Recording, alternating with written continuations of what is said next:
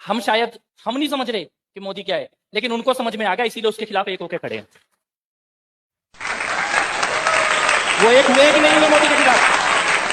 जो परिभाषा आप दे रहे हो ना, वही परिभाषा होती सच में, तो ये पूरी दुनिया का जिहादी और लेफ्टिस्ट इकोसिस्टम एक आदमी के पीछे नहीं पड़ा हुआ होता। Thank you. हमें समझ नहीं आया, लेकिन उनको समझ में आ गया है। तो मुझे ये लगता है, बोलने में कुछ चीजें अच्छी भी लगती है और हम भी आपको मंत्रमुग्ध होकर सुनते हैं, लेकिन मुझे ये लगता है कि कहीं ना कहीं हम अपने पैरों पे ही कुल्हाड़ी मारेंगे अगर हम वो पप्पू के पीछे भी खड़े हो गए, हम मोदी की भी उंगली पकड़ के खींच रहे हैं। मुझे ये लगता है, और बार बार क्योंकि ये प्रयास हो रहा है, इसलिए मैं ये कहना चाहता हूं, शायद यहां बैठे हुए ये बड़ा चटकारे लेने में बड़ा मजेदार है। मोदी को बोल दो, कुछ लोग तो योगी को भी बोलते हैं। एक हमारे उधर बैठे हुए हैं, वो रोज सुबह उठ के योगी को ही गाली देते हैं भगवा पहन के।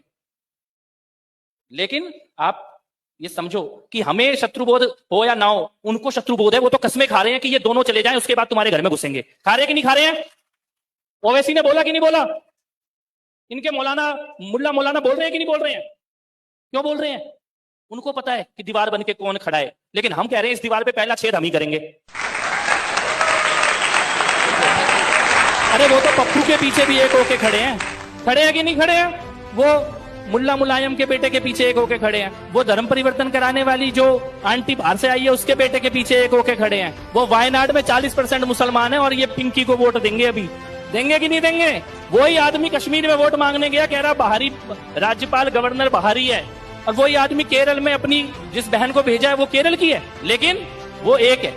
उन्हें पता है ये खाली इस आदमी को हटा दो, लेकिन समस्या ये आ रही है कि हमारे में से भी कुछ कह रहे हैं कि इस आदमी को हटा दो। मैं कहता हूं तुम जल जल के मर जाओगे, हम जलजला नहीं रुकने देंगे।